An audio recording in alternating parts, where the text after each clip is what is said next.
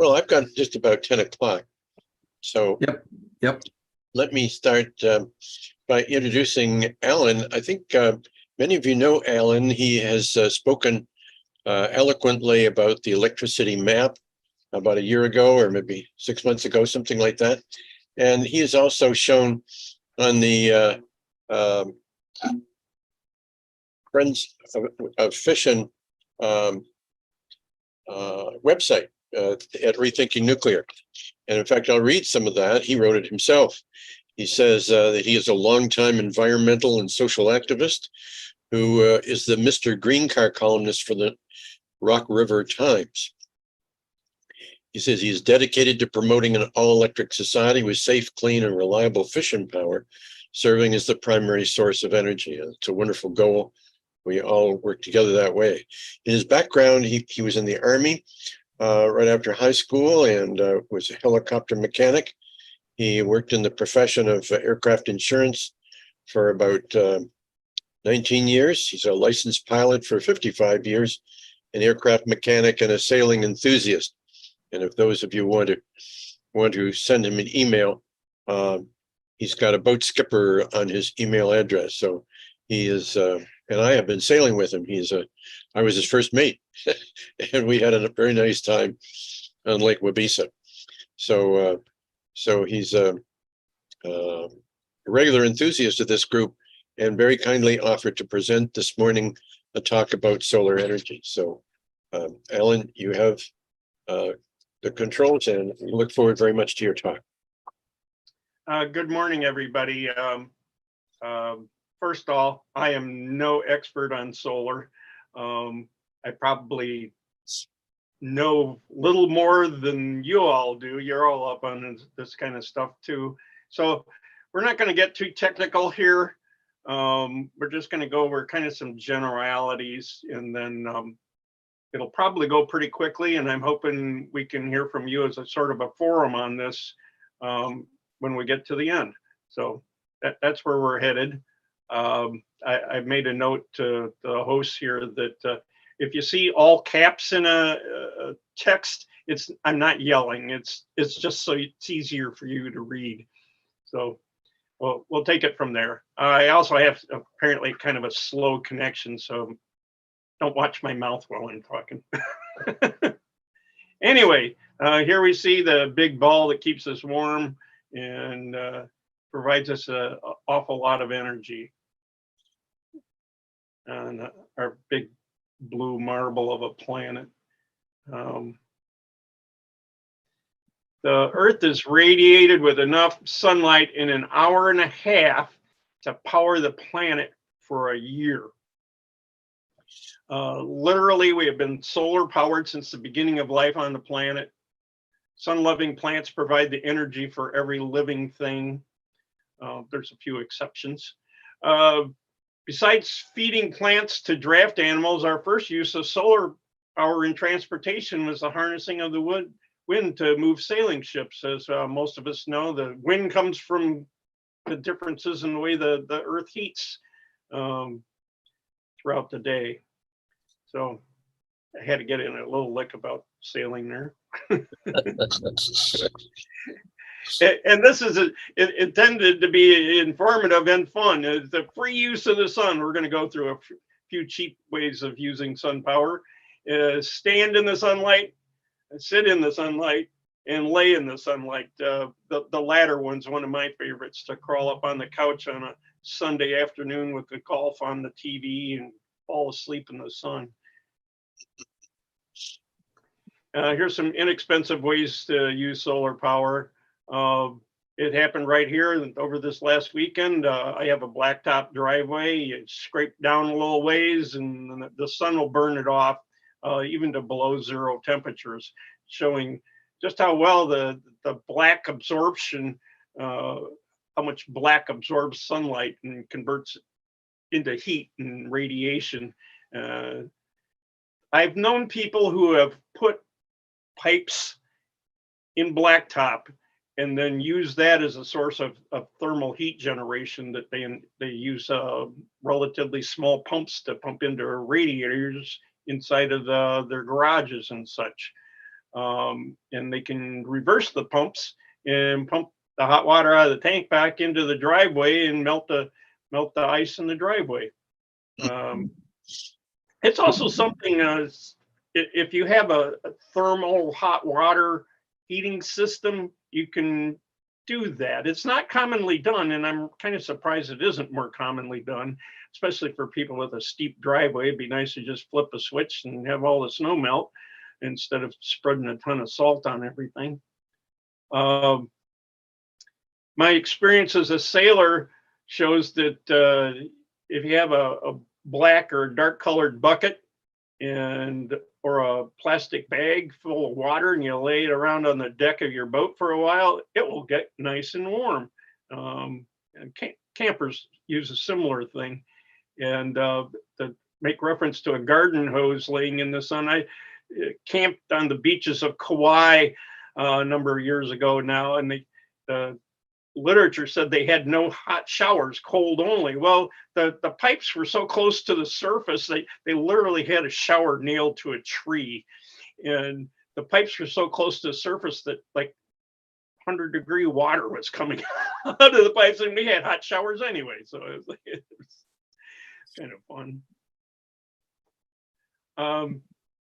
Passive solar, aiming your house towards the south and having windows open gains a lot of heat. This house here in the pictures, it looks like it's got sod on it, and it's kind of hard to tell, but it looks to me like it has a regular sloping roof with a normal insulation, and this is just background yard. I have a cousin who lives just across the state line near Apple River, Wisconsin, and he has a earth sheltered home in as much that 3 sides are buried. The roof is exposed and it slants. You can walk right up onto the roof, but it's an ordinary truss roof that's insulated well, and all his windows face south. And he has almost nothing for heat bills, and he uses LP gas to supplement otherwise, but just having windows open and the heat coming in works just fine, and it's an inexpensive build. And while not in later slides, I've been in a number of homes that have a solar envelope. They'll have a brick wall just inside the south-facing windows, and that absorbs it and retains the heat, and it goes up to the ceiling and circulates down the back side of the house and back up the front again. Was a popular idea for a while, and mostly that's kind of faded out. These folks actually end up with way too much heat. You end up having to close your windows in the summertime. It'll just absolutely cook you. So they're still popular with some folks, though. Alan, this is Lou. Can I make one comment about that? Sure. When in the summer, the angle of the sun goes much greater, and it doesn't hit the windows as much. In the winter, the angle's down, and the windows do catch a lot more of the heat. So in a way, those kind of homes do adjust between seasons a bit. Yeah, so if you have a roof overhang or awning that blocks the summer sun, you're right. Then the winter sun creeps in, and so that kind of goes back to this idea of inexpensive solar.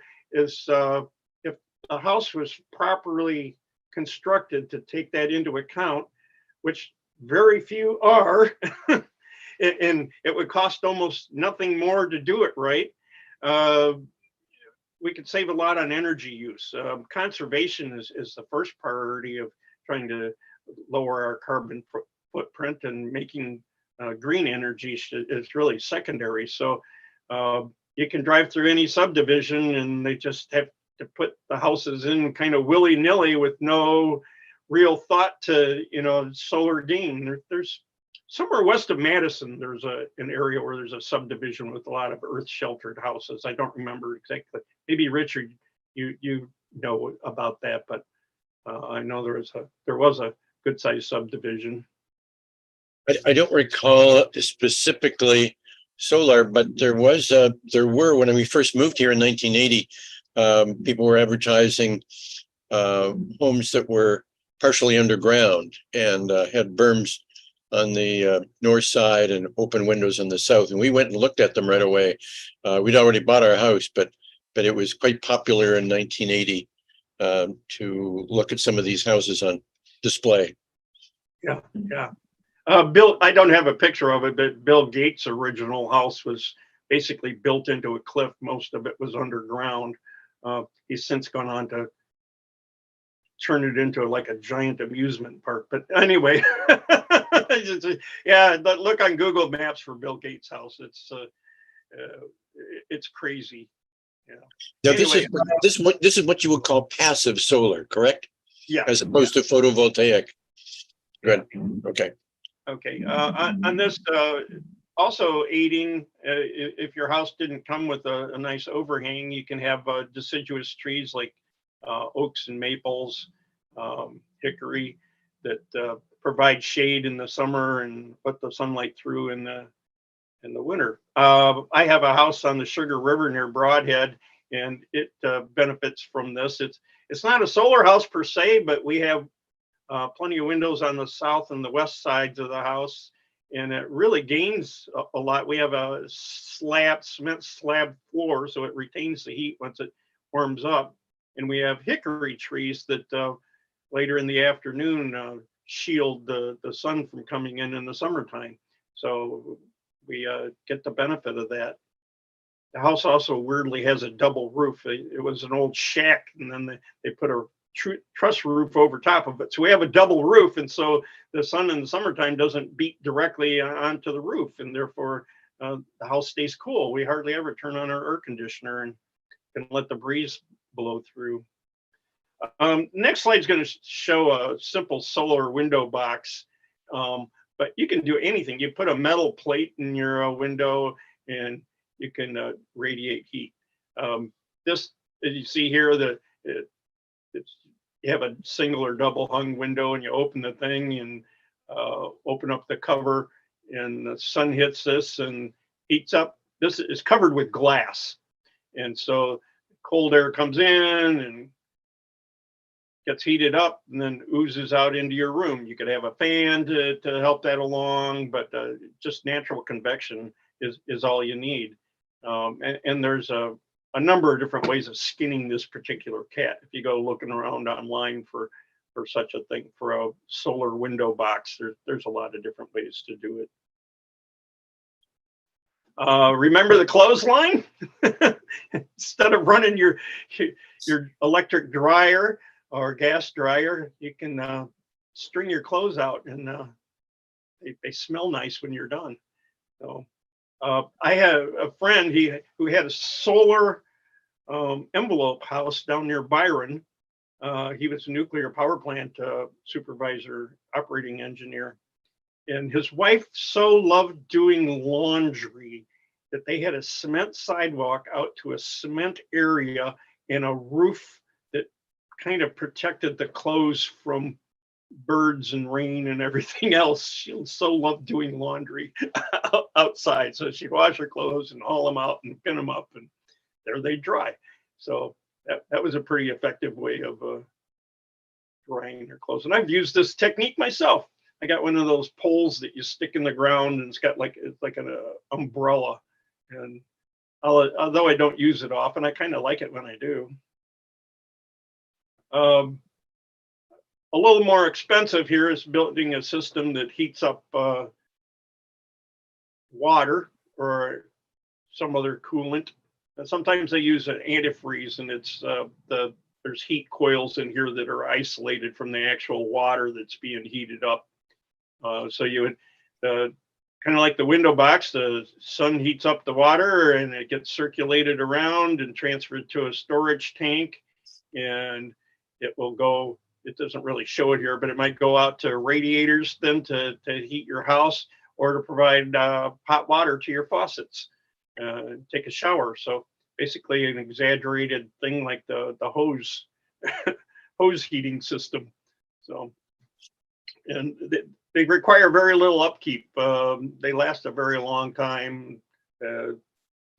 What I've seen more of anything is a lot of them that are sold as systems. Instead of having a glass cover, they used some sort of plastic acrylic over it, and over time that crazes and reduces the transparency of the cover on them. But there's a couple dozen different systems that can actually heat the water to extremely high temperatures. Little effort. Ellen, this is Tony. Yeah, go Tony. I comment on the solar thermal hot water. I had a neighbor when I lived up in Ripon, Wisconsin, and I think it was 1983. I helped him actually put a system in like that. He was the engineer. That was his area of expertise. I just helped with the labor, positioning the solar panels up on his roof.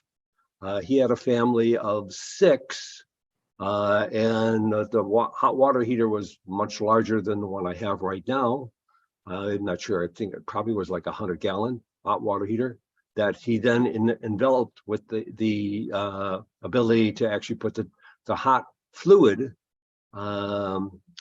being like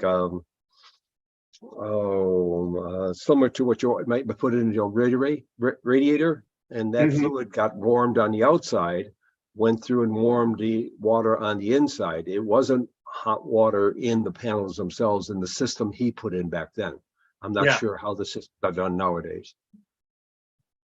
Well, in our climate, obviously, where we have cold winters and nights, you'll have to have some sort of antifreeze in the system, or it would freeze up. So, and as far as I know, we kept in touch, and he was still using it.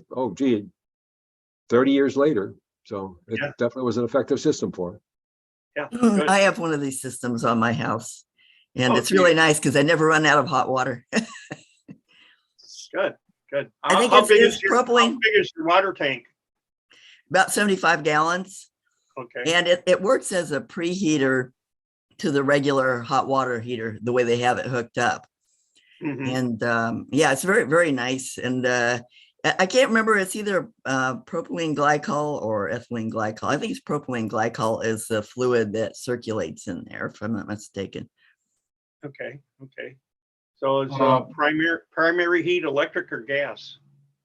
Primary heat is gas, and we have a gas hot water heater, regular, All right. makes up whatever that doesn't provide. And my neighbor, he put enough panels up. He did not use any augmented source of heat. He just used the sun, even in the wintertime. Now, they definitely, on occasion, the water wasn't as hot as they'd like it to be. And he heard that from his wife and his kids. And he says, no, we just have to bear with it, and they were continuing to use it. So. Yeah, just to comment about propylene, that's what you use in campers to winterize them. A lot less toxicity if there's a leak. There's really much safer to use propylene. Okay, cool. I'd like to, Alan, I'd like to comment that in Israel, 100% of the houses use the solar passive water heating. It's required by the building rules, the building laws, and it has an effect nationally, which is the thing we don't have the ability to talk about. How are we going to get reduced nationally? And the building rules are inefficient to do this. Right. Yeah. One committee, Green Communities Coalition, that I was on for a long time here in Rockford, we brought in real estate people and builders to talk to us why they didn't build more efficient homes, that better insulation and all that. And it all boils down to the dollar. It's that even on a price of a $200,000 house, if you add an extra $1,000 to it for extra insulation or whatever kind of construction, that's a deal breaker. And so they don't push it. And the only place, just like you say about Israel, that good insulation and good building practices happen is those communities foresighted enough to have building codes that require it. which levels the playing field. And then everybody has to do it, whether you have 6-inch walls instead of 4-inch walls and that sort of thing. South facing windows, all that kind of stuff. You could put that right in the building codes, but to build a spec house and then add solar systems to it and stuff, that just doesn't happen, because they'll have a hard time selling the house just over a few dollars on something that's otherwise very expensive. And so it doesn't make sense. No, that's in fact the idea, that it doesn't make sense. You have to look at the savings you get by not buying the energy on a function of time. That in many cases offsets the cost, the initial capital cost. Why is that? Well, the economists are not crazy, or are crazy in this sense, because they're selling it for the wrong reasons.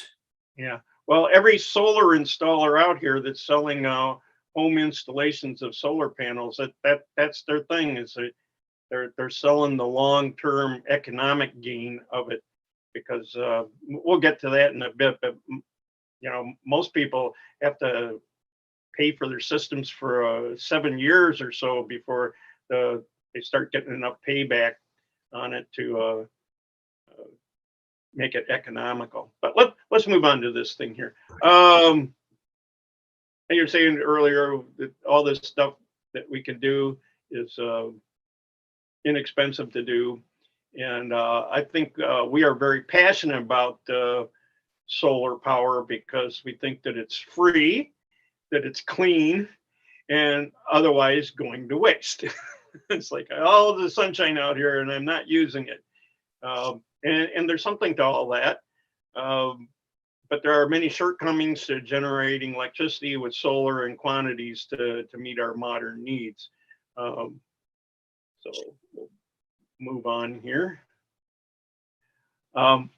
There's two, and I might be missing out on one. So if anybody says, Alan, you're missing one entirely, let me know here. One is photovoltaic solar panels of various sorts, and we'll get to the various sorts in a second here.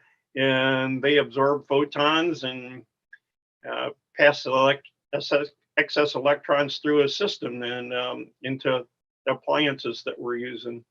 The other way is kind of a thermal system where solar panels, where solar reflectors heat up a tower, which in turn converts that to heat that drives a power turbine. I got another slide on this coming up here. One second. Yeah, Sure. Go ahead. Before you leave that slide, let me make a comment, okay? Go ahead. Go ahead, Alan, sorry. I might get to it here anyway. And I know that Richard has seen these systems in disarray firsthand, where the reflectors have fallen over and the place is been essentially abandoned, and that's what's happening to them. They're extraordinarily expensive to build to begin with. They're mostly in the desert country, and they're built with government money because nobody could afford to build this out of their own pocket and generate electricity to make money. They're complex and they're prone to failure. To think about all those reflectors going around that tower, having to be constantly aimed in some fashion with actuators of some sort or other. And my experience in the aviation world with actuators is actuators tend to have problems, especially linear type actuators where a rod slides in and out. Hydraulic ones leak and electric ones just die. So it's like you're going to have problems, and it's going to take a computer to keep track of all those. Although some are not, many of the fields like that are flat instead of circular, like the one I showed in the picture. But they still got to do the same thing, and they got to aim the reflected light up at them. And then you'd have to keep the reflectors clean. That'd be a full-time job, going around washing reflectors. And as I say here, most of them that have been built like 20 years ago have since been abandoned. And then lastly, they cook birds. You get anywhere near the tower and the heat is so intense. It's like a little boy in a magnifying glass roasting ants on the sidewalk. It's it's not a good thing. So any comments at this point? Yeah, I would just like to make two. The one advantage of that system, it is a form of energy storage, because you can unload the energy 12 hours later because it's stored as heat. And a lot of these systems, you have to think of them as energy storage more than we are. Why one of these things went bust is because of the molten salt. The molten salt just tore apart the piping systems. The piping systems couldn't handle the corrosion. So they went bust largely because of that. So you have to think about molten salt with fission as well. Those systems have to be really tested well. Okay, yeah. That's my comment. Oh, okay. That's Bert. I have a question for you, Alan. Sure. Have you seen any direct thermoelectric versus solar actually using heat on thermocouples as that technology was around years ago? I've looked into it, and about the only applications that I've found is kind of limited in space, where they have a reactor that generates heat and then it uses a thermocouple to power the spacecraft, unmanned ones, where they can't have a lot of solar panels, or they're going out to where solar power is kind of weak. Because that's an area that I thought had great potential to you drill a hole in the ground down to where it's nice and hot, and you drop your thermocouples down there and generate some heat.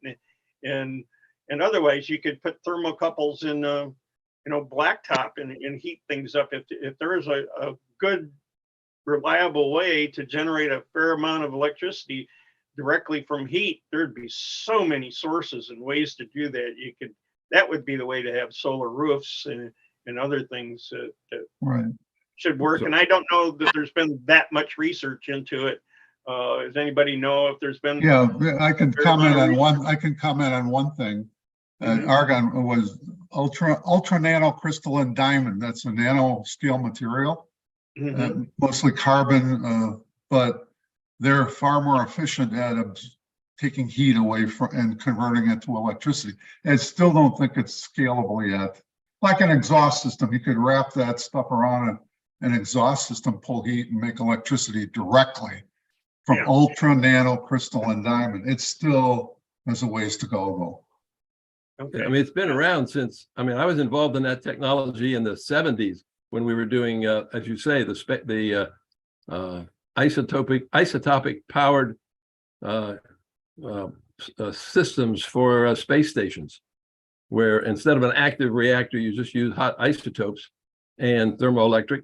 And I never saw it come to the ground, to a ground application. It was always space. Of course, that's a good place to develop it with high costs, but the technology seemed to come to a screeching halt after the 70s. Yeah. Okay. Well, let's move along here. And Alan, wait a second. Yep. Okay. One thing you can add to that, and Sure. I never thought about it until a few years ago, is that these concentrated solar outfits require a heat source to keep the fluids warm overnight. Yeah. They cool down and they're inefficient. Then they have to heat up in the morning. It's one of the reasons that Tonopah and Idanpah got canceled, because they used way more natural gas than they thought they were going to use. Yeah. And that would really hurt now that natural gas prices are up as well. So anyway, okay. Well, thanks. Like I said in the beginning, I'm no expert on all this, and you guys have had some experience. Here's the basic types of photovoltaic conversions. I'm not going to get into the exact science of all the crystals involved with this, but it's always generates a DC current that will have to be converted to AC for common use. And Richard will talk later about the cost of having converters and all that added to the cost of the system. And there's always a loss of efficiency whenever you convert something. But DC systems do really well. The off-gridders, people in RVs and sailboats, put it directly into DC batteries and store it. And that's why it works relatively well. As a boater, I'll speak from a boater experience, is say you got a 40-foot yacht and you have a refrigerator. Their refrigerators are real power hogs on a boat. So you have to have a pretty fair amount of solar panels, and quite often wind generators, wind generating electricity on top of that to keep the batteries topped up enough to keep your beer cold. My wife and I at one time were considering a live aboard cruise, and we were going to try to live a lifestyle without cold things, because it's just so problematic to keep a refrigerator running on a boat, and you got all this really high power need. So LED lights in the cabin, running your stereo and your navigation radios, they don't draw much power at all, and you really don't need a whole lot of generation. Some of the powerboat types in particular will have regular gas or diesel generators to recharge the batteries when they're away from the dock. So it's a whole different lifestyle to live off grid. My second home near Broadhead, we have a lot of Amish people around, and they don't have a lot of solar panels up because they light their homes with flashlights. Literally, they recharge flashlights and hang them up, and that's what lights their house. And they keep their homes warm with wood mostly in the wintertime. So it's a whole different way to go. So we coming up with enough power for our normal regular lives is a little different. So anyway, we have the monocrystalline, polycrystalline, thin film, perovskite type things, organic PV, and / quantum dots in multi-junction. I have slides for each of these, so we'll just jump into that. They're kind of a semiconductor. It's a form of electrical diode that allows some electricity through, and it's basically what all our computer power is all about. There are two elements. One absorbs photons, and the other one's got holes that allow flow. So when the absorbing side can't take any more photons, it sends it over to the other side. And once those holes are filled up, the excess flows out into the system. That's how I understand it in as simple a terms as possible. You can go online and you can find far more complex ways of explaining it. But a thing is, all the photovoltaic cells that have these crystals are really limited in the wavelength of the light that they can absorb. And so in a monocrystalline, I jumped ahead here.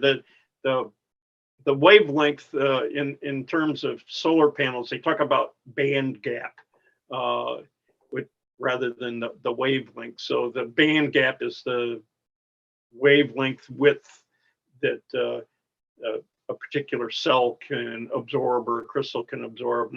And those who have seen the movie would understand my joke, not to be confused with band camp. So anyway,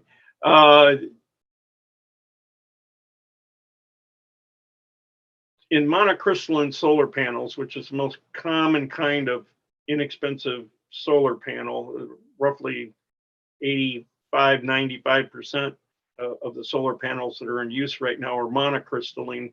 And the main reason is they're relatively inexpensive to make, but they have one band gap.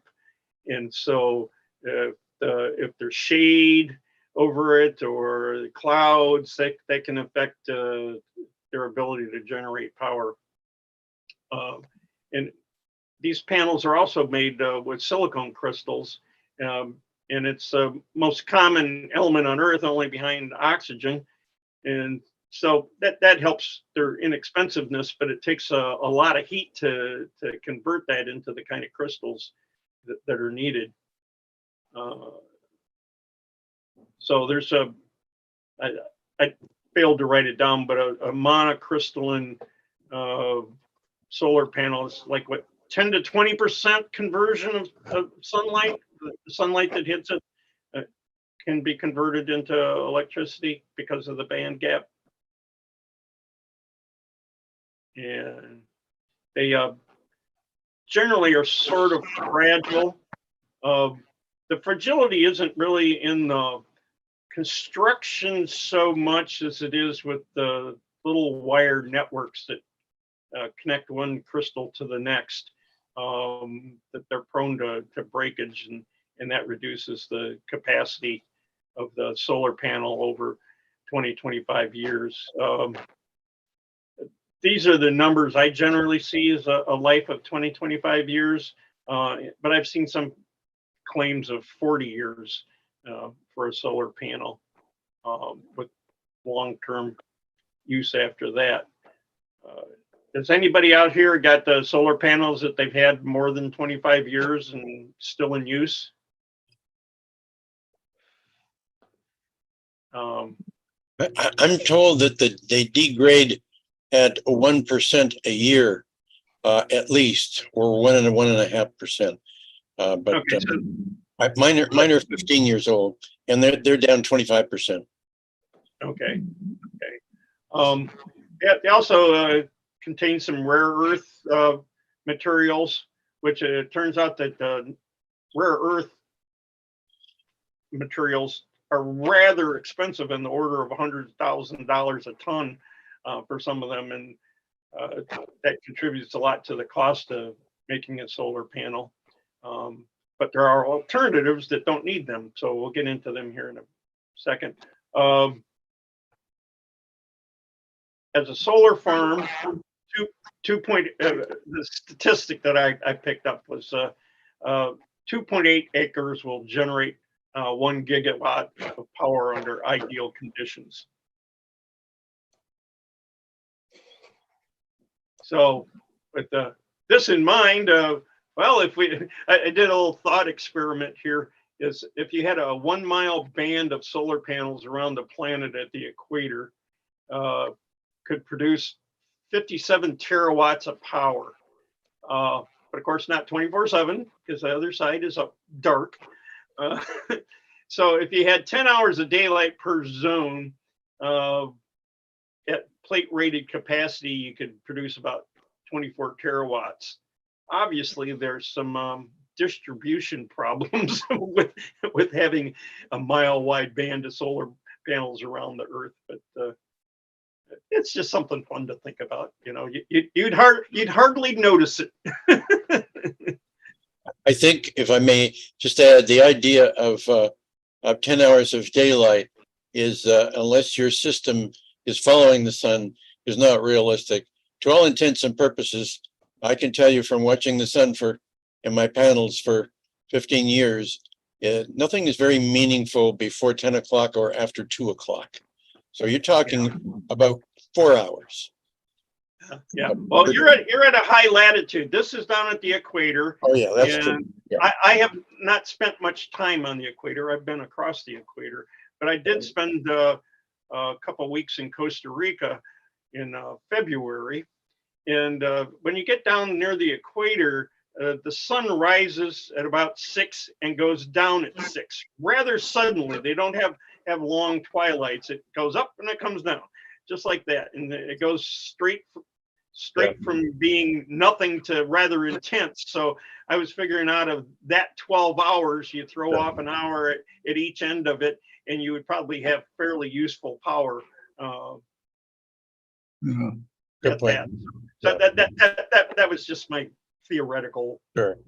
thing. Yeah. So That sounds somewhat reasonable, maybe a little less, but hey, what would that do to the weather patterns if you could actually pull that off? You think it would do something with weather? I don't know. I don't think it would. I don't think while solar panels do generate heat that reflects into the atmosphere, I have a feeling that on the global scale, 1 mile is, is say 1/12,000th of basically half the circumference of the Earth, from north to south. If you're going the latitudes, the planet's the same distance around north to south as it is east to west. You would have a pretty tiny percentage that would be affecting the atmosphere. So anyway, it's not going to happen. So it was just for fun.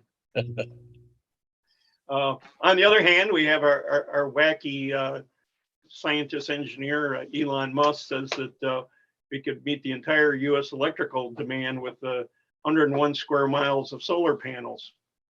Not even all of Rhode Island, just 1% of the U.S. land mass. Well, you come back to the same old problems of where do you put them? Where are you going to have regular sunlight every day and a lot of it, and getting it to transmitted to where it needs to be? So I've seen graphics done by presenters where there's a little corner of New Mexico with 10 miles on each side producing this kind of electricity. But again, it's also a heck of a lot of solar panels, but we'll get into that in a minute. Polycrystalline, it's a more expensive sort of matrix of solar panel build. You got wider band gap. You have multiple wavelengths that it can absorb, and they can be used to produce more efficient solar panels. They tend to be used in space and military applications. Thin film, instead of using a base material of silicone, they have a monocrystalline and polycrystalline cells that use cadmium telluride or copper indium gallium diselenide, which I have no idea what those things are, in crystals to generate electron flow. It's either one or the other. While the CDTE is inexpensive to produce, it requires more robust protection from the elements than silicone-based cells. So, while you're getting rid of one thing, you're spending more money protecting it. And likewise with the perovskite, it's a lead-based structure, and you always have lead hazards. And while lead is common and cheap, you got a situation where to do this, to make these grids of a lead-based solution, it turns out that they're sensitive to moisture. So you have to build the panels or the structure so it's very resistant to moisture penetration. These could be done very inexpensively, but the cost of protecting it seems to be problematic. Then we have organic PV. It's carbon-based. It's still mostly in development. It has an easily tailored band gap. It is only half as efficient as silicone-based cells at this time. However, it can be very cheap to mass produce and is very flexible. And I put a note in here: paint your car with it. Instead of having solar panels on your Tesla, you can paint your Tesla with that, and it helps charge while you're parked in the parking lot. And one of the organic PV types that shows promise is what they call quantum dots. Don't expect me to explain how quantum dots work. You can look it up. I love the name, but it's seems to encompass many band gaps and sizes, because at a very tiny level, each of the dots has its own different band gap capacity, and so you can put maybe 50 of them in a solution, and then spray paint it or roll it onto things or spin it onto things, and so it shows a lot of promise to being used in a lot of different applications in an inexpensive fashion. So stay tuned for quantum dots. Then multi-junction PV, that's if you have two kinds of silicone crystals with two different band gaps, that's called a tandem. And you can add more layers. 3, I think, is usually the limit, sometimes 4. That absorbs more light and can be efficient upwards of 45% of available light. But these are very expensive to make and tend to be used in space and military applications where cost is less of an object. Any comments at this point? Okay, time to be a Debbie Downer about solar. As Richard said earlier, I'm an advocate for nuclear power, and it's not a strange thing around PLATO here. The one thing that I pick on solar fans about is that the sun doesn't shine at night, and it is often cloudy for days and weeks, and it snows on the panels, and sometimes does all that stuff at once, as well as the sunlight angles that happen. You know, just anybody that's looked out our windows in the last couple of months and thought about wind and solar powering our lives, you'd have to scratch your head and say, how are we going to do that?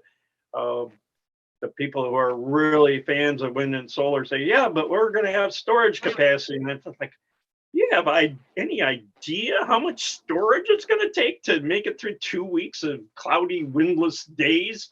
It's I had this revelation before I even came to PLATO and started getting involved with the nuclear thing. I was driving out of Chicago one time and just looking at all the big buildings and everything going on, I thought, how in the heck are we going to power this with solar and wind? It's just too massive. It's a buildings and people and vehicles everywhere. And the idea that we're going to use solar panels to make all this operate just didn't seem to make any sense. And then another trip, I was driving down I-39 going south on a cloudy day, and all the wind turbines were stopped because it wasn't blowing any wind. And I've seen the wind turbines stopped many times. So wind isn't blowing, they're not turning. And so again, you think, how are we going to power our life with that? And that kind of led me on my own to the conclusion that nuclear power was the way to go. So I think these, you know, if you're going to get in an argument with somebody about it, I would just stick with these, you know, the basic physics of it, much less some of the other things. We need electricity in our modern lives 24/7, 365. It goes off for 3 hours and people get in a panic and their ice cream starts to melt. At present, solar panels can't supply power during the peak morning and evening rush hours of usage. There'll be a duck curve graph coming up here shortly on the slides. Battery storage is expensive. If you want to live off grid and you want to buy a Tesla Powerwall, I think they were what, $20,000 or so, and you're only going to get, you're not going to get an all-day use out of it unless you pare your stuff down to a bare minimum of what you're using. And depending on who is providing what and what wholesale costs, solar is often curtailed, that is dumped when it is not needed, even cheaply. And that'll lead into something here in a little while when we discuss about that. Home rooftop solar isn't dumped. It's kind of an annoyance to the grid, actually. they have little control over it. Although they could technically put, I suppose, an internet-based controller where they turn you on and off, but I don't know that that's commonly used yet. Whereas a big solar field of acres and acres and acres of solar panels is probably controlled to some extent as it bids into the system. It displaces a lot of land. In my own case, and there'll be some slides coming up, I'm going to go from having an agricultural view driving to my home near Broadhead to driving smack dab through the middle of a 400-acre solar farm that's under construction right now. It's also, solar is subsidized by the taxpayers, that the only people really making money at this game are those who use tax credits and grants to build solar fields and equip homes with solar panels. Both of which are very expensive for the amount of energy they actually generate. And it's pretty well known, and Warren Buffett has said nobody would get into the renewable energy business to make money off generating electricity. It's all about tax credits and grants. And we talked earlier about living off the grid, so I want to talk about that. That's a different life. Solar takes up a tremendous amount of land area. 1 square mile of solar panels takes, at 15 square feet, that'd be about 3 by 5. I don't know if that's the standard size, but it's a statistic I got this number from. Nearly 2 million solar panels per square mile, or 640 acres to a square mile. And so this, in theory, should produce 228 gigawatts of power. Well, it's no small amount of power, but the reality is it can't do that all day, every day at rated faceplate power.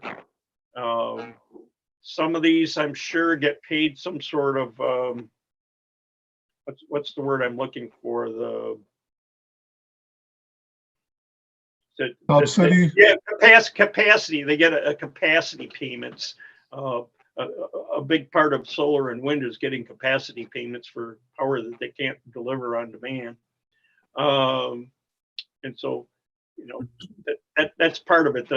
If you look on electricitymap.org, which I went through once before, and you look at any place that's generating a significant amount of solar powers, you look at what their rated capacity is versus what they're actually putting out, and it's usually nowhere near full capacity, whereas nuclear can run it at 100% all day long, every day. It's also been found that solar fields for farms, when you have a big mass of solar panels, they're all black and they're sitting in the sun, and of the 20% of power that they're converting to electricity, the rest is heating up their panel structures, and it creates a big hot spot that's been known to disrupt bird life in the area. I haven't read an actual temperature of that, but once they get done with this giant solar project in my own backyard, I may go see how much there is to that and see if there really is a heat difference or somebody to talk to. They plan on growing something under this 400 acres of solar, but I suspect most of the time weeds grow under most solar fields. Because if you put any sort of crop under there, it would be very hard to mechanize planting and harvesting, and you would have to go in with manual labor to do that. And in this day and age, when labor is a scarcity or expensive, it's just not going to be done. So I think we're just going to have a bumper crop of weeds under our solar panels. I got a slide coming up here of it's a good ways down. What happens to a giant pile of solar panels, that 2 million solar panels that are in a square mile when they're no longer needed or are done? And we'll see in the slide coming up. Not only that there's plastic that covers all as they ship the solar panels to the construction site, they're all covered in black plastic. That's going to have to be disposed of. Do you think it's going to be recycled? No. You also have a lot of metal to hold the structures that actually hold the solar panels up. Those could be recycled down the road. But the panels themselves, there's limited recycling on panels at this point in time. The same is true for wind turbine blades, which have to be replaced after a while. And you can find online pits full of wind turbine blades. And they will not decompose. They're made of things that are not going to degrade over time. Where are we going?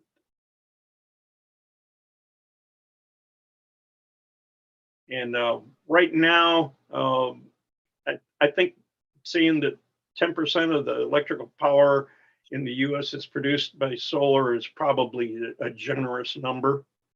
And it's pretty expensive to the public purse. It's mostly a kind of a greenwashing thing at this point in time to me, because we feel like we're doing something, but it's not really having a big impact. And when I talk to some folks who are real solar fans, they just think we need more and more and more of this. And it's just like, yeah, but it's still dark at night.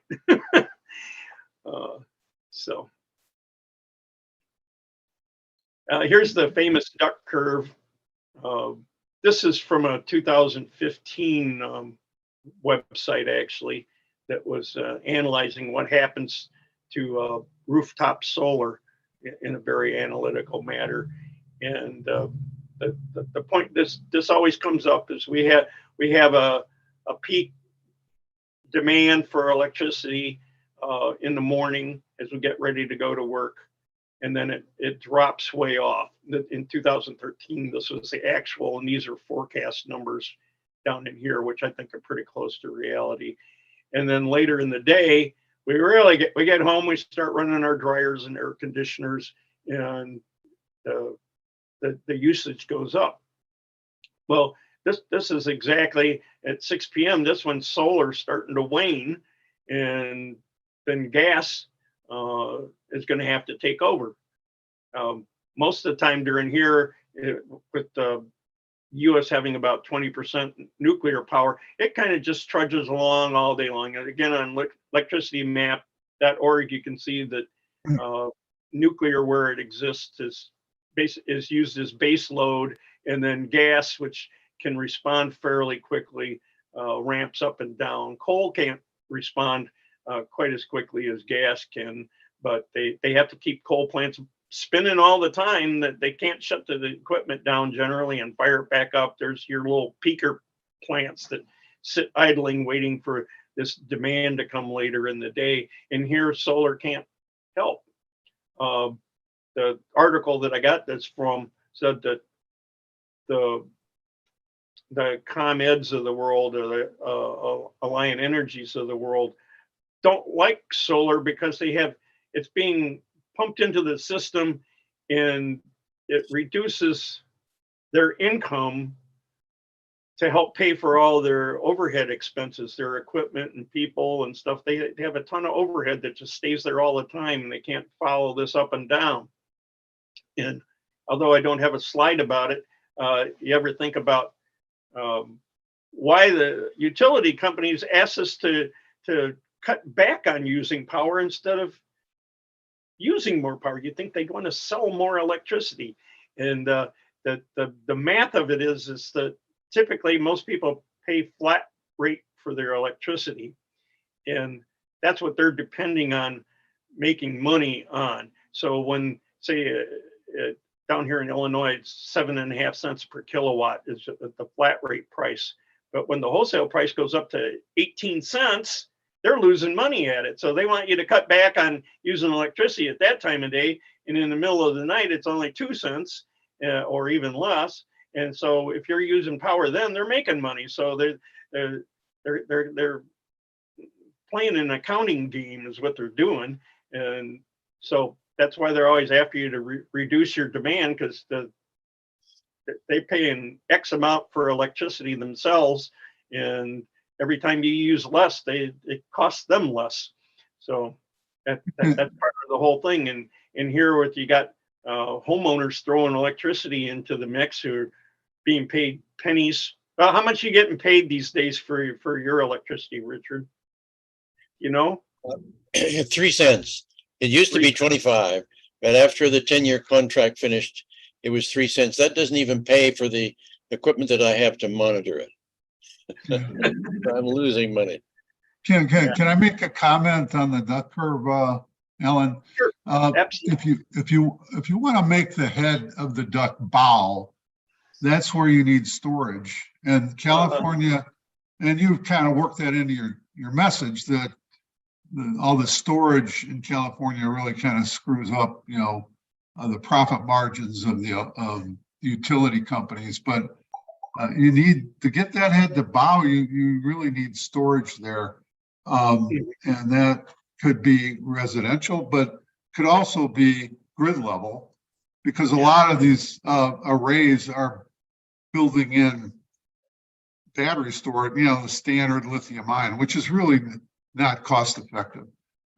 They've got to go to flow batteries, but that's where you need it. And it can all work out. This is a system of balancing everything. You got to balance.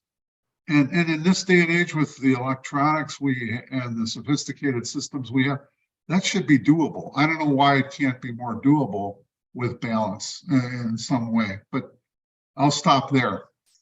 Well, if more people hung their clothes on the line instead of using an electric dryer. But here's another case. The utilities have to find it. The RTOs have to have a different system of charging. This is so old fashioned. It's got to be updated. It's just not where it needs to be. And because it's got to flex with what we need in the country. Yeah. If I may add a comment in California, if you look at the track record of the last 11 years, and I portrayed that a couple of times in my slides, all that California has done is have greater variation, huge variations from hour to hour over the last 11 years.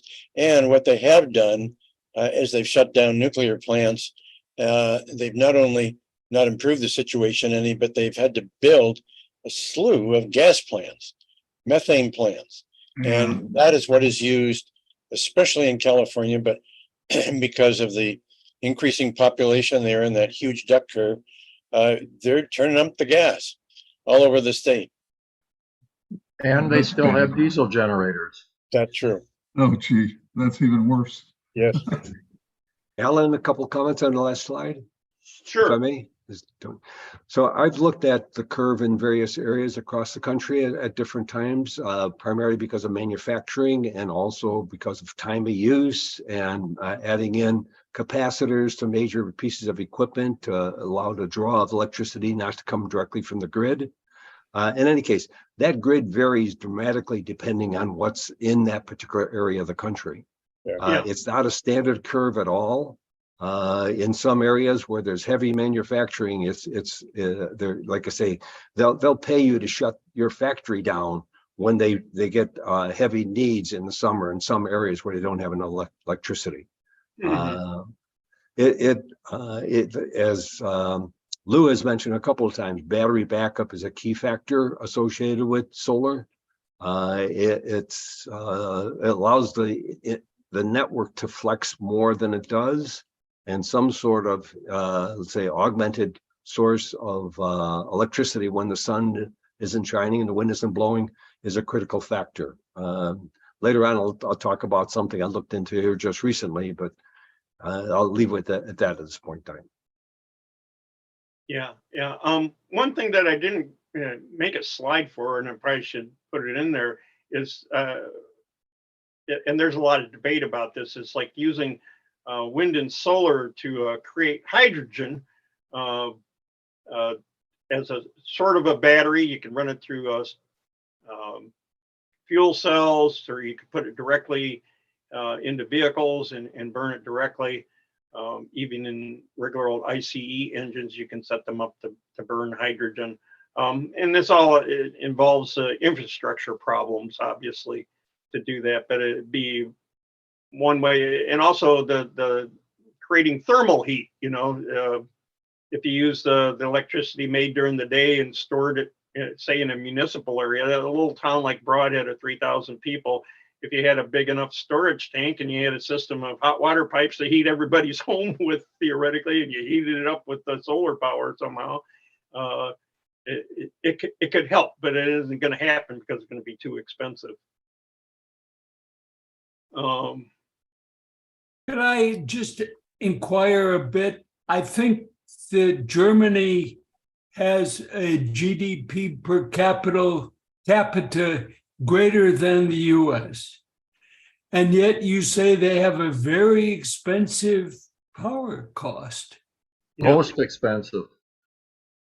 Well, in that case, what is the economics of having a higher price to get through this satisfactory, sustainable shift? Well, that's kind of the whole point of us nuclear evangelists, is that wind and solar have had such shortcomings due to their intermittentness that even on a huge scale like Germany has done with huge subsidies for this kind of power, they've had to rely on gas and coal. And here of late, when the Russians cut off their gas after they turned off most of their nuclear power plants, they're paying huge prices for their gas right now, and they're burning coal like crazy. So it's really ironic that this all came about because of the Green Party's influence in Germany, yet they've gone the exact opposite direction in greenness. And again, on electricitymap.org, you can see what their actual usage is. And they're a fairly dark brown country, Germany is. And then you look right next door at bright green France, running on 75% nuclear power and some wind and solar, and exporting clean energy. It's really quite the contrast. It's sad, and it could have been foreseen, but that's not how politics works. And the same thing's happening here in the United States. Is there's political reactions to a movement that don't necessarily make sense, but we are seeing some progress on the logic of going with fission power coming back to the fore. But whether it will come to the rescue in time, then that's hard to say. Germany has also seen a large increase in the use of wood. I have relatives there, and you go into the forest and there are no branches down. They're scavenging wood at this point in time. And the German law says that renewables include wood chips, and so they're importing wood chips from Canada, Brazil, and parts of the United States, and burning it and polluting the air all the more. It's crazy. And wood has half the energy density as coal. Right. So there's a lot of bulk you're collecting. But it keeps your house warm. Well, yeah. When you got to do what you got to do, I guess. Okay. Well, this slide is basically my a little bit of soapbox opinionating here. Right in the middle is a kind of a moral issue I brought up with a friend.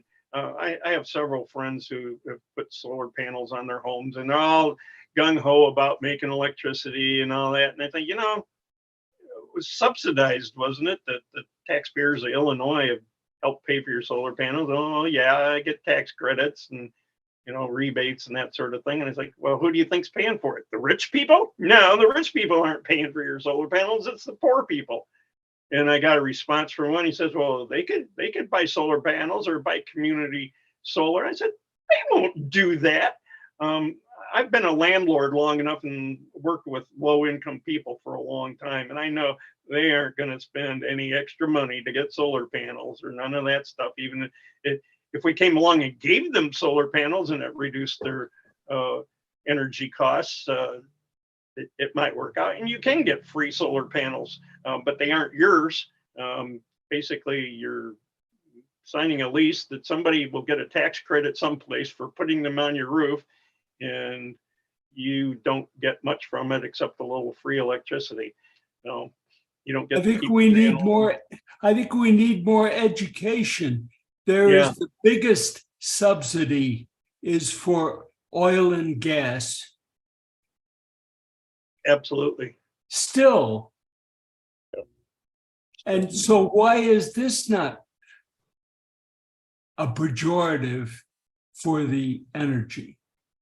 I mean, the taxpayers are providing that subsidy. And why should they continue for oil and gas without any recognition?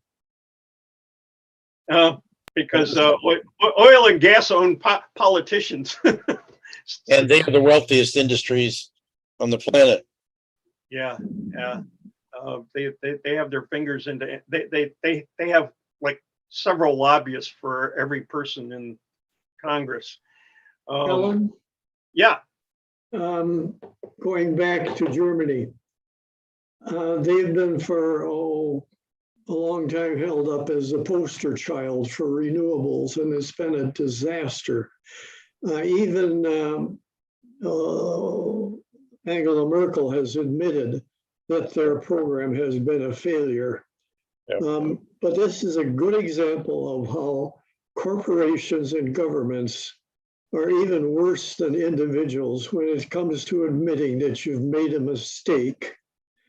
They don't do it, and the governments are the worst. Now, slowly, Germany is considering reopening some of their reactors, and that's super intelligent. I want to go back a little farther. It's awful hard to cut in here. I wish you'd use these raise your hand things. Anyway,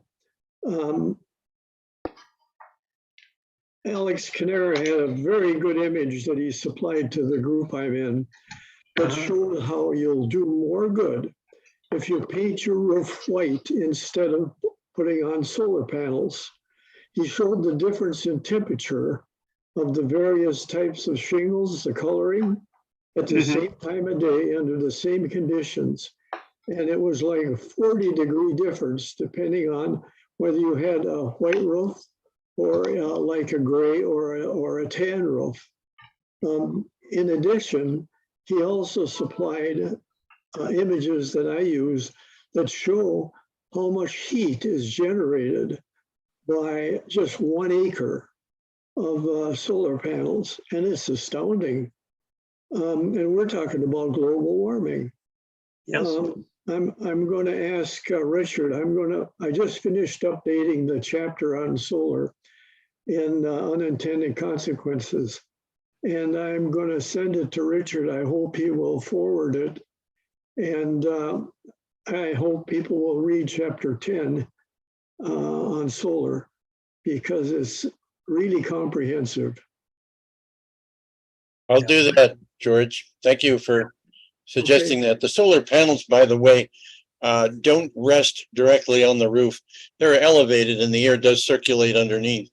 But Yes, I know, but they still get hot. yes, they do. Absolutely. I remember reading that article by Canara. It's a fascinating study. You make a good point, and I will pass that around. Okay. There's been a lot of opinionating that carbon taxes are the way to go. The less you use, the less you pay. But even that's still not entirely fair to the poor. I don't think that, we can drive around and afford to buy an electric car and drive it around, and that reduces our carbon footprint considerably. Poor people can't. They're still driving around in 20-year-old Tauruses. May I add a little comment in there, Alan, and that is that I asked Alliant Energy, who gave me that 10-year contract, where that money came from. And they said they put up a little bit from their profits, but mostly it came from funds that were voluntarily acquired from their customers. It's called Nature, I've forgotten the exact name of it, Nature Harvest or something like that. And it gave subscribers an option of adding a little bit to their electric bill to support the use of various alternatives to fossil fuels. And most of us you had to be a member of that in order to get the contract. And I had been for many years before. So it didn't necessarily come out of the pocket of the poor, is my point, at least not with Alliant Energy. Okay. But right now with and there's a little bit more on this down in the slides to come here. With the Inflation Reduction Act, that's federal tax dollars, and that's everybody paying into it, and they're going to dole out a lot of money for a lot of solar panels on that. If you look at the rate sheet that's put out by Wisconsin Electric every January, and I get one for each of my buildings. If you want solar or wind power, you pay more for the electricity. Bottom line. Yep. This slide is of a Wangjiang solar panel factory. It's literally walking distance from my Rockford house here. It's like 2 blocks away. They built this big building. It's not absolutely huge. To produce solar panels. It was a Chinese company. There used to be a red Chinese flag hanging up there for the longest time, along with the American flag and the state of Illinois flag. But in the last several years, I don't forget how much Rockford put into subsidizing putting in this plant, but there's never more than a handful of cars in the parking lot. They have a big parking lot. And in the last couple of years, it's rare to see even 1 car in the parking lot. And they have these fully actuated solar trackers that can follow when they first put them up, they would, first thing in the morning, they'd be already pointed. At night, they would revert somehow to point to the southeast, and then they would follow the sun all day long. Well, this is one way you can really maximize efficiency of solar panels. But as we see here, they're no longer doing it, whether they're unmaintained or what, but they're just, this one's got snow on it, and this one's pointing straight up. And I think at the time of day, this was early afternoon, about 1 o'clock, and the building is facing south. So it's just not doing anything. So, it was a pretty big deal to put in this. And about the same time, Rockford put in a 100-acre solar field just south of the airport. And we now have a couple other big solar fields that are in the same neighborhood. China is still the leader in building solar panels, but they make them at home where labor is cheap and materials are cheap and their energy is cheap. So your solar panels are being quite often made with coal-fired electricity in China, as well as the steel that gets processed to hold up the panels and all that. So there is one estimate that if we switch to making all our solar panels here, that the emissions would be cut by 33%. Go ahead, Richard. Doug Edwards asks the question, what is the date on this photograph? The date of this photograph? Yes. This happened on Saturday. Last Saturday. I took this picture Saturday. Yep. Thank you. Or maybe it might have been Sunday. It might have been Sunday. Ruth and I went for a walk in a nearby park, and then I drove around looking at some things, and I said, "Oh, I got to go by here and take a picture of this." I couldn't get a clear picture of our 100-acre solar field. Trees were in the way. Sure. But, Well, that's interesting. Yeah. Alan, just a point. Right now, if I remember correctly, the U.S. has a boycott on any panels from China. So I would imagine this particular plant is not producing on a normal basis. That's just a guess on my part. Yeah, I really don't know. The city of Rockford's had a long history of investing in businesses that fail. There's people try to open brew pubs downtown, fail, and it's like, just let entrepreneurism run its own course, please. Keep your public money out of it. Anyway, My son-in-law works for Half Price Books and was the manager of their resale store down in Rockford, and they're closing it. Oh, Okay, I've got a question back to Tony. Are you sure that there's a boycott now on all Chinese solar panels? Because the US can't be making, where are they coming from then, if there's a boycott right now? My understanding right now, I believe they're coming from Taiwan, Yeah. along with chips, and also Korea. Oh, So that's that, and Okay. that's Mexico. again. This goes back better than a year ago that they started putting the boycott on and In causing an Mexico. issue in the industry. Yeah. Maybe India too. okay. We Yeah, have, we have a huge PV solar manufacturing plant 7 miles from me here in northern Minnesota. And it's hugely subsidized. We have an organization formed by the state called the Iron Range Rehabilitation Association that uses tax money from the mines to benefit the area because they're depleting a resource. A lot of that money has gone into these solar facility. It was originally Canadian, and I think it may still be, but 7 miles from me, they're making solar panels like crazy, and I hate it. okay.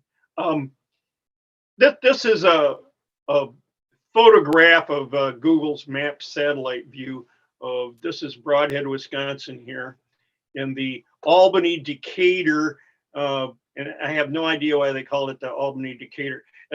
Albany is like 10 miles away up to the west, and Decatur is a kind of a loose country township.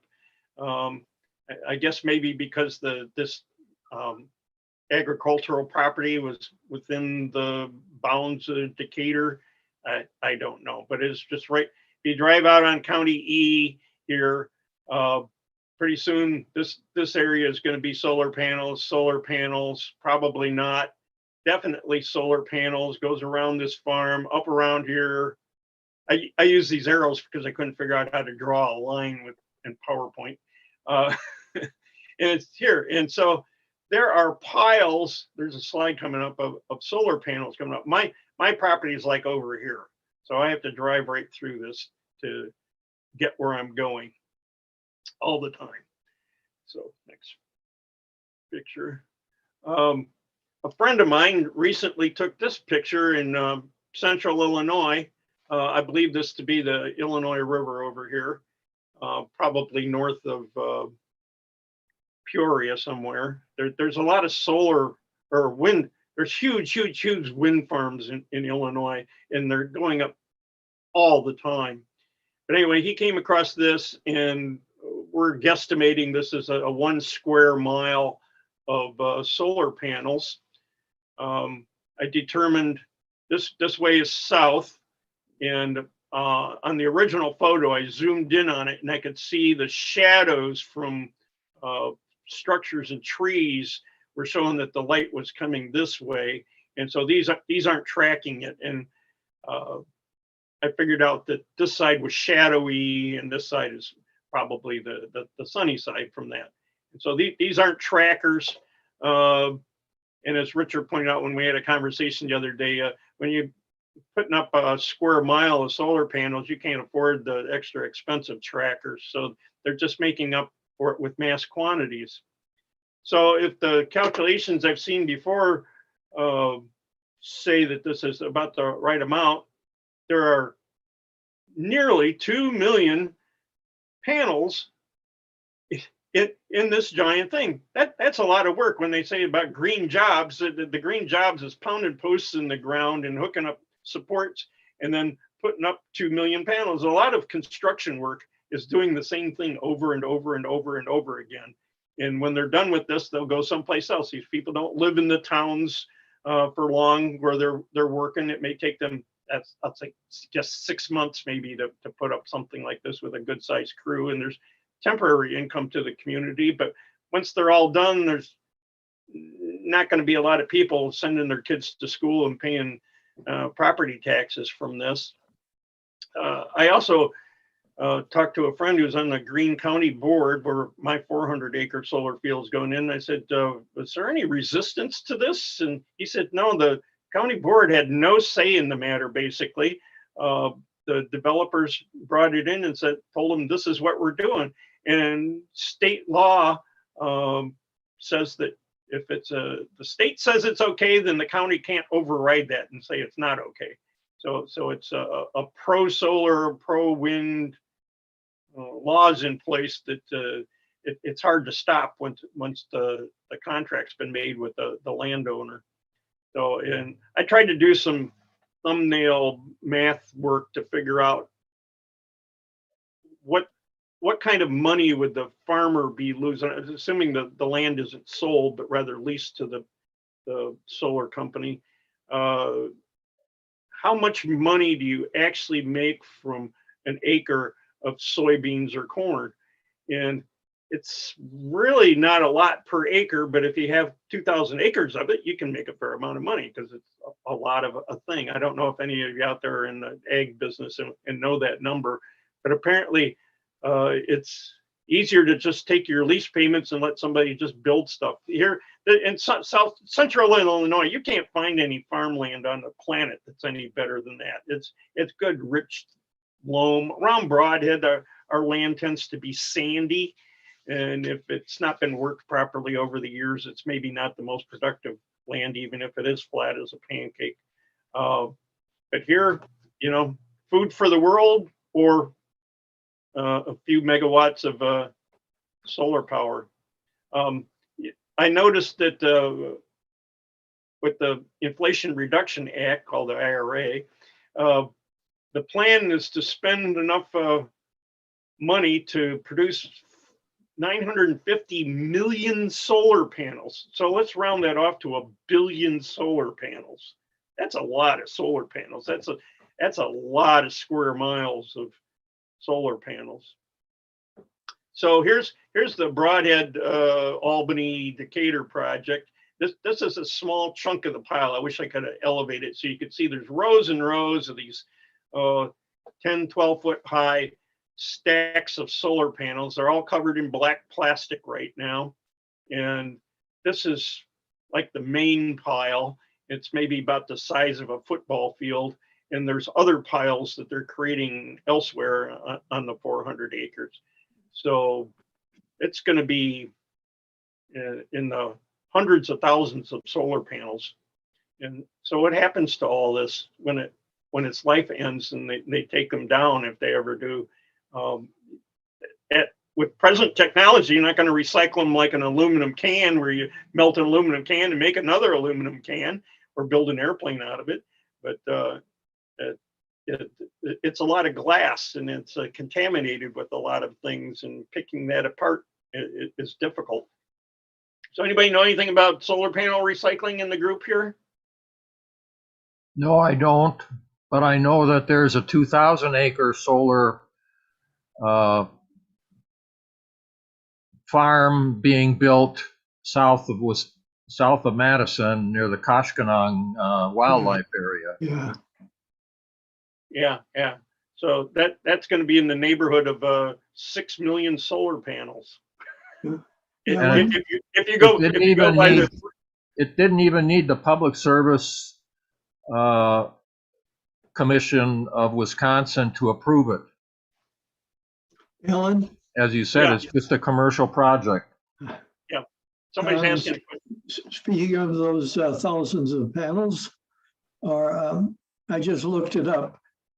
1 acre creates 1.2 million watts of heat per day. 1 acre. And we talk about global warming. Yeah. Now, if there's some nice way to trap that heat and convert it to electricity,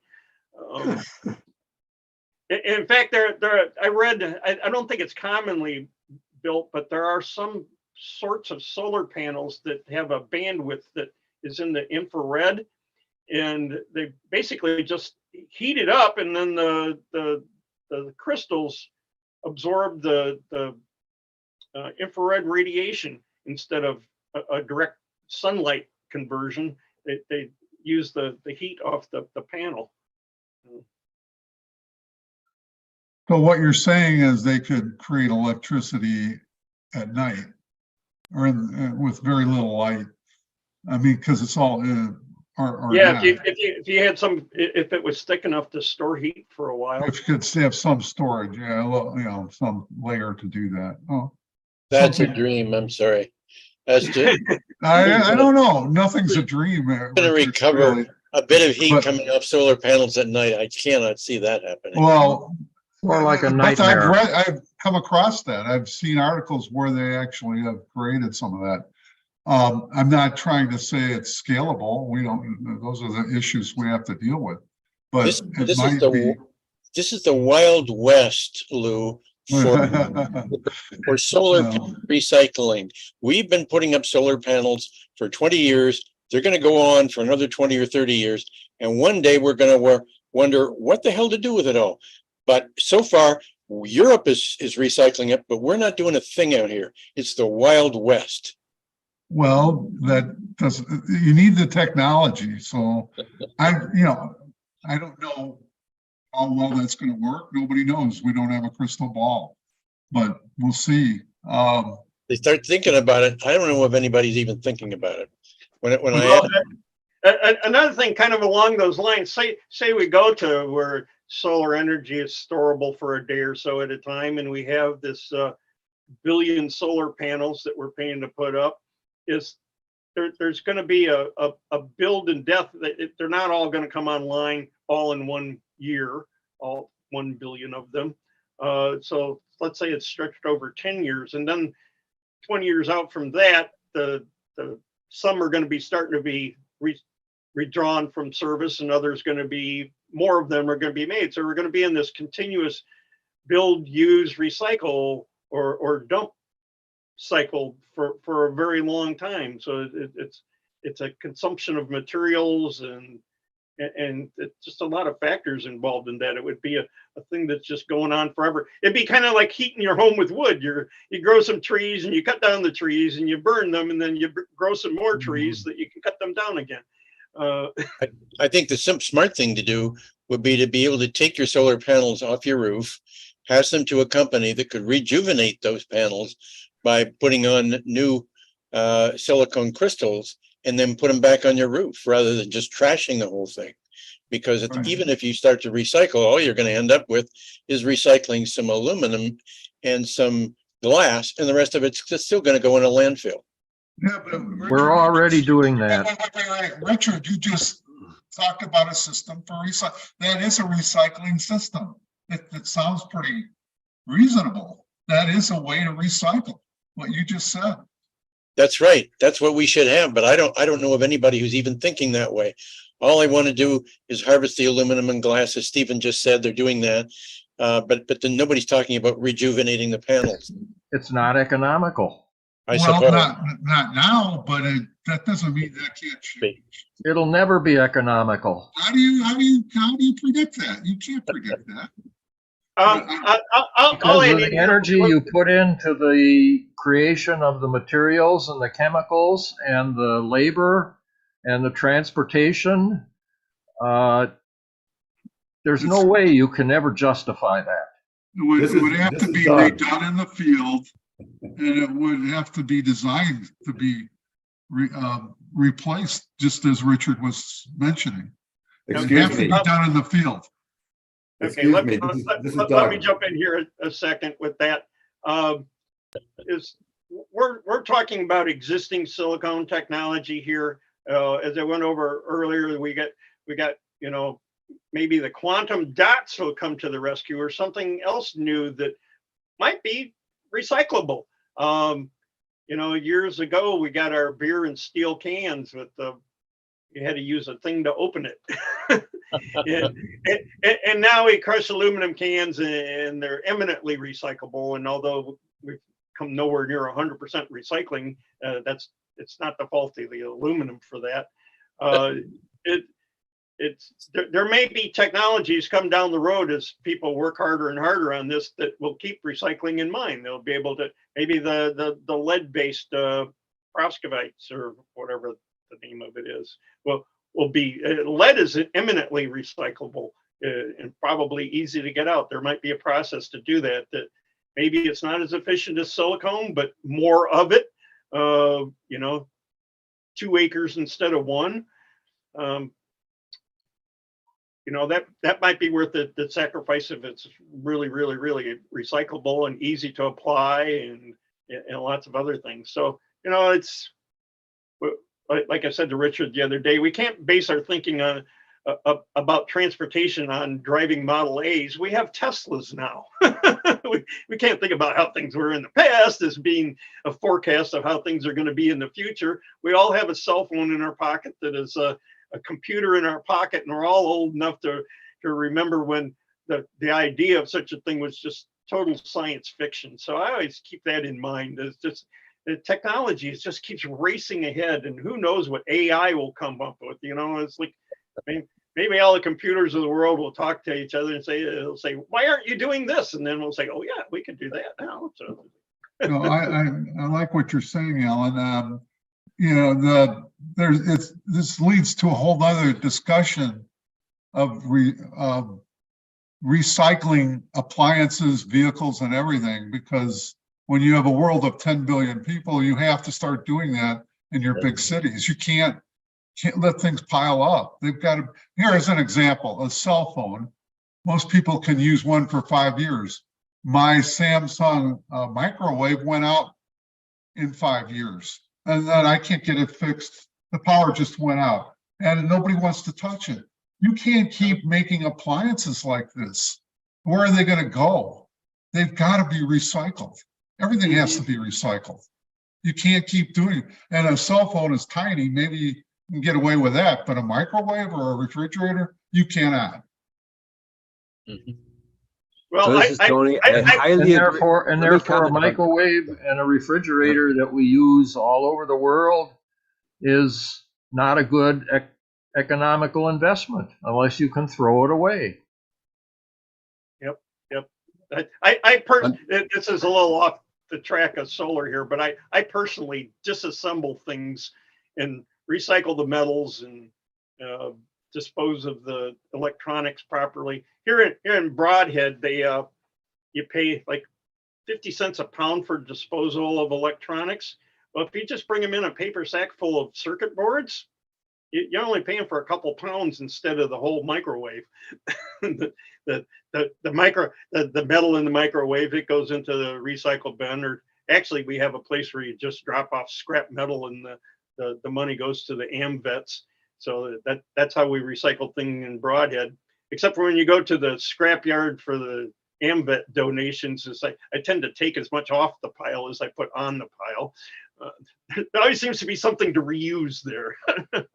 Well, tell me where the garbage from Milwaukee, Chicago, New York, Hong Kong goes. Well, some of the Chicago garbage comes out here to Rockford, a few miles south. And it goes in a big pile, and you cover it with dirt. They're really big mountains. I hope someday they'll put a chairlift on them so I can ski there. We tried that in Oconomowoc. We had a ski hill built with garbage from the southeast Wisconsin area, and it's now been taken apart, and now it's a subdivision. It wasn't economical. Wow. Hey, Tony had a great video on recycling in Madison a couple of years ago. I mean, I thought that was pretty impressive. Yeah, if I may interject, I do believe one of the key elements associated with what we're talking is the panels should be developed in such a way that they are recyclable and or refurbishable out in the field. I fully believe that everything that is manufactured and produced should be able to be recycled, and the charge to accommodate that should be built into the price that you originally purchased the product on. The other thing that you touched on, Alan, associated with how do you get local contractors to build buildings efficiently in such a way that you do that. Doug Edwards is on the call. He knows for sure how to do that. You build in a carbon price and you provide a fee back to the individual that is a usage fee associated with it. So you get paid back It's a tax on top of the carbon use and then gets refunded back to the individual household. It's possible, but the government just doesn't step up and do it, unfortunately. So same thing with the designing of whatever the particular product is.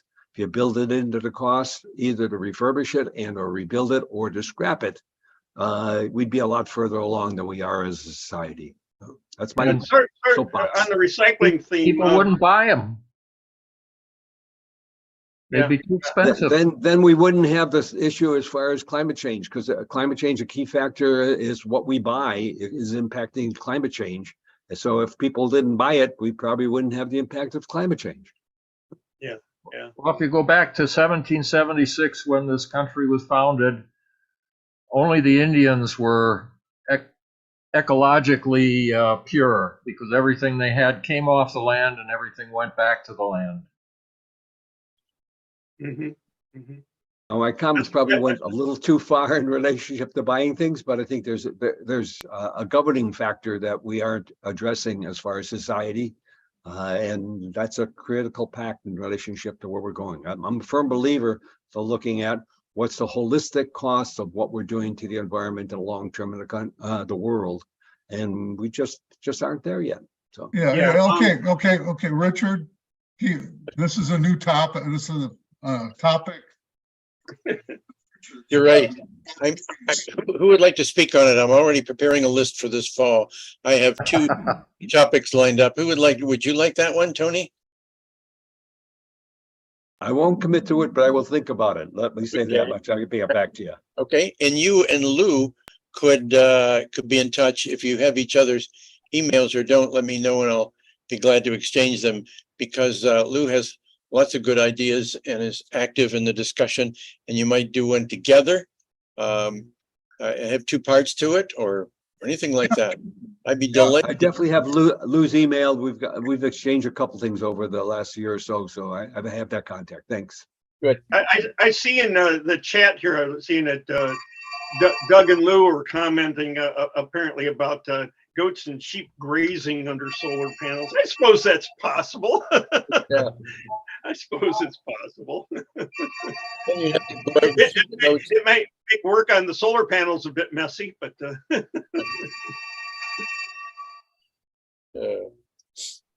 okay. I want to, but I don't want to cut off discussion, but I want Lee, if you would stay on before we close. We've got 20 minutes yet, but I want Lee to tell us a little bit about next week. But we've got lots of time to carry on with this discussion, which I think most of us are enjoying. It gives us a chance to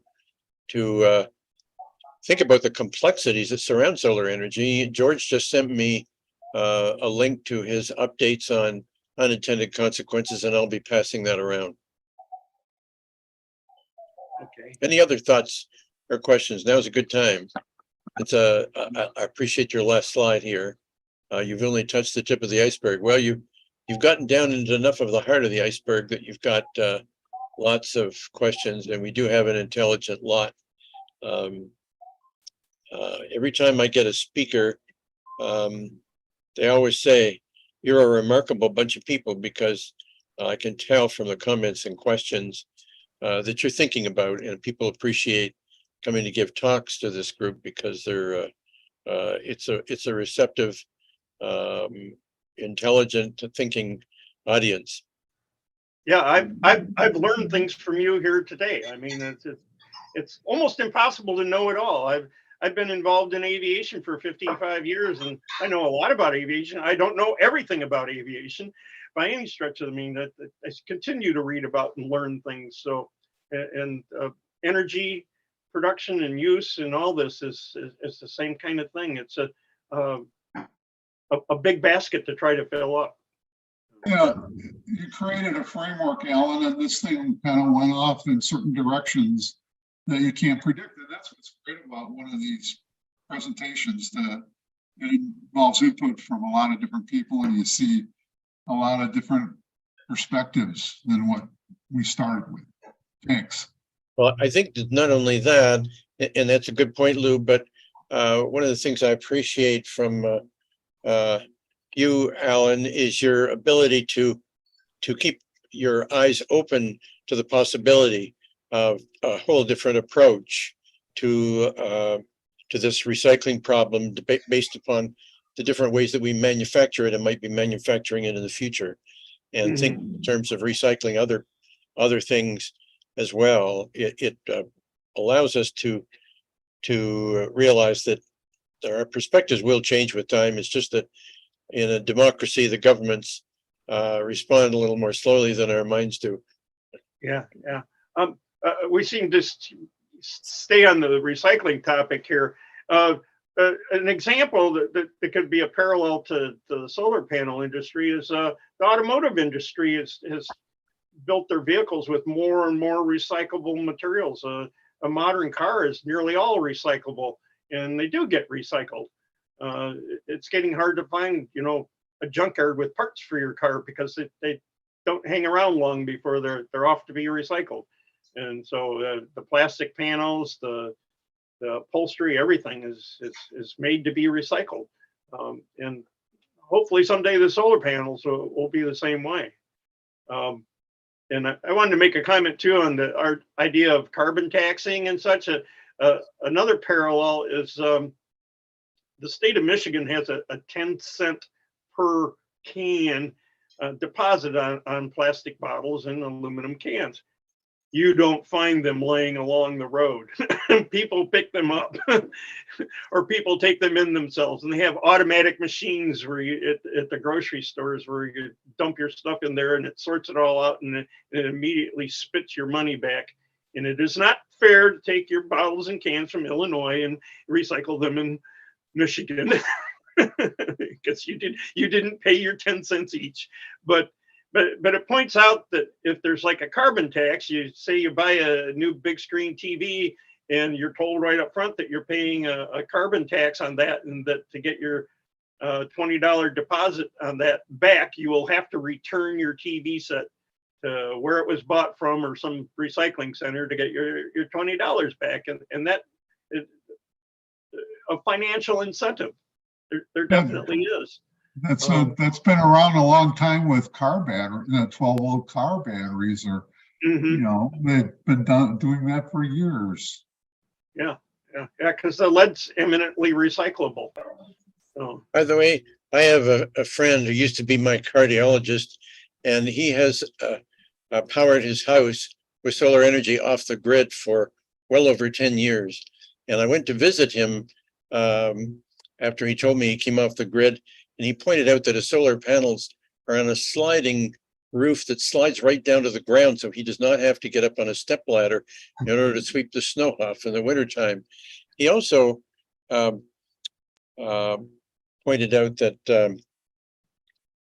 oh yes, the batteries. I asked him if he had how he stored his energy, and he took me into the garage and showed me these old-fashioned lead acid batteries. I said, "Why do you use those?" And he said, "Because they're so recyclable." He has a time record so that each old lead acid battery is up there for so long, and after so much time, it gets recycled so that they never are totally destroyed. And he can recycle them, takes them into a plant where they remove the grids, the lead grids, and put in new ones. And he said that's the lowest cost by far, and it works perfectly well for giving him storage through the night or through fairly short periods. And he heats the house by burning wood. He's got a big black walnut forest right beside his house, and he uses that and a Franklin stove to heat his house. So he is a unique individual, both mentally and in wherewithal in his house. But it's interesting to me that some people actually in this area are living off the grid, and they find ways to do it. He has a refrigerator imported from Sweden that uses very little energy, and he has no televisions. He uses his computer for looking at things online. So his wife, of course, has to be a very tolerant, willing spouse to work with him as a partner, and they get by. But just to show you how some people are thinking ahead and doing it already. Yeah, yeah. Richard, That- that's the individual right here in the town of Middleton. Is that correct, on Saracen Way? Yes, you got the address, Saracen Court. Yeah, that's Saracen Way. Yeah. Very good. Yeah, he's a neighbor. I don't know him personally, but I know he's a neighbor. Yeah, he's a great guy. Yeah, well, that's all well and good, but if everybody was burning wood, we'd have a real mess. Yes, that's true too. So if I could come back to the thermoelectric side, if the solar panels are 80% wasted or 50% wasted on maybe the really good ones, is that heat potentially recoverable with some kind of thermoelectric layers put into the solar panels? Is there anything going on in that area at all? If all this heat's generated, can it be used directly to create electricity as a supplement, complement, parallel to the photoelectric? Why don't we ask Don Reeder if he has any thoughts on that? My impression of thermocouples is that they're extremely inefficient, useful only in machines in outer space for converting heat to electricity. Do you have any thoughts on that, Don?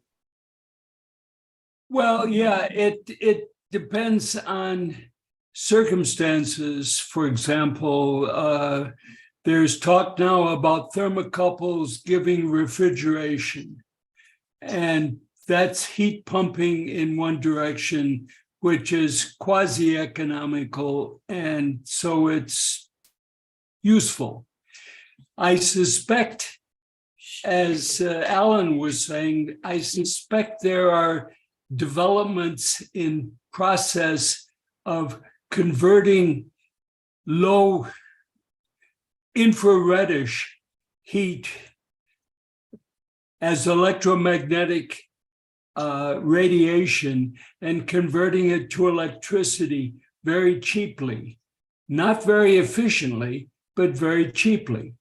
And that could be done by thermal storage and filling up the gaps and spreading it out.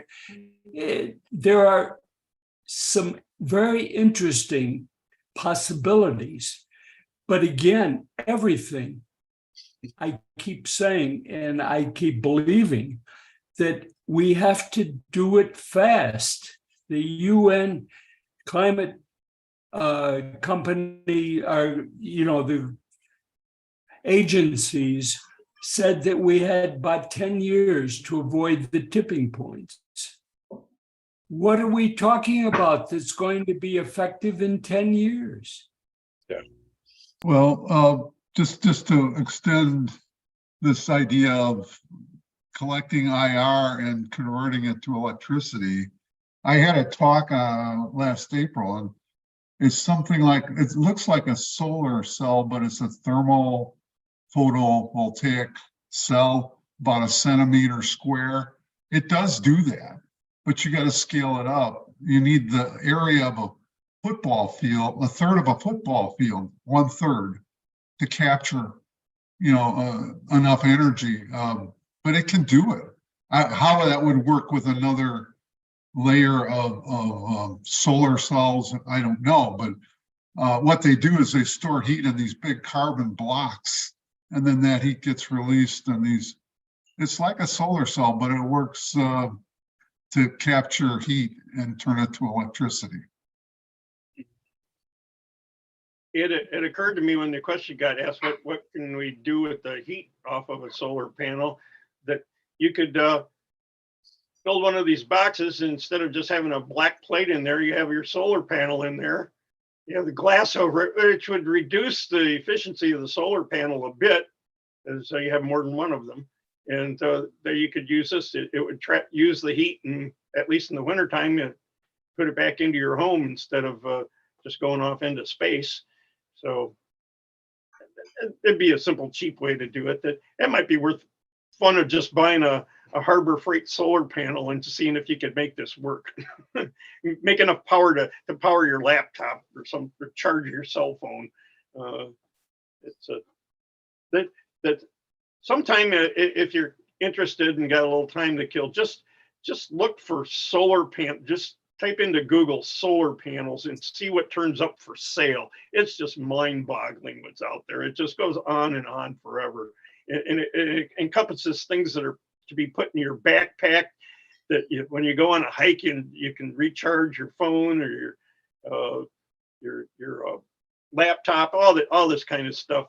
People with electric motorcycles and electric scooters and lay out solar panels while they're doing whatever they're doing and recharge what little energy they use. So that there's just like a zillion different ways of using solar, besides having a 400-acre field to generate electricity. So it's kind of fun.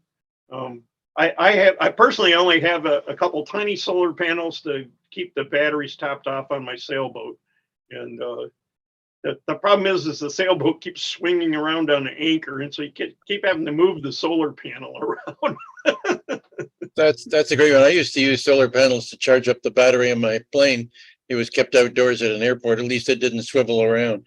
But that's a great way to use solar panels that are small like that. They're flexible. You can put them. In fact, I think I got mine from a marine shop. But it is now almost 5 to 12. And if it's okay with you, Alan, can I invite Lee to give us a little bit of information about next week's talk, field trip?